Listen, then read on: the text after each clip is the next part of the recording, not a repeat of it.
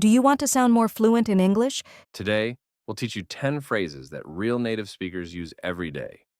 If you use these, people will say, "Wow, your English is so natural." Stay with us.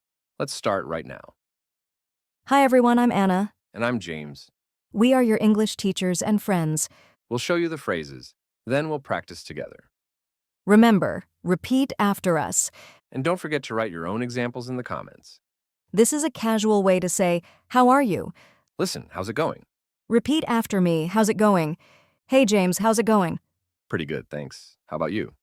Try it now. Say it to your screen. "How's it going?"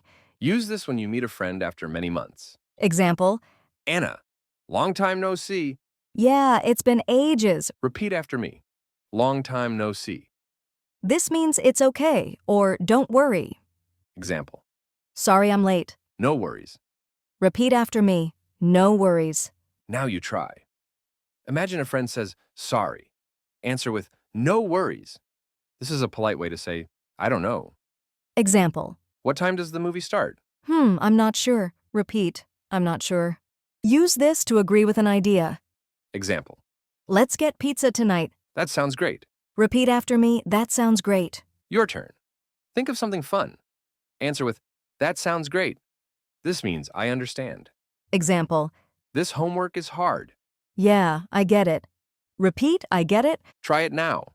Say, I get it. Say this after a joke or funny comment. Example, "I ate your cake." what? "I'm just kidding." Repeat, I'm just kidding.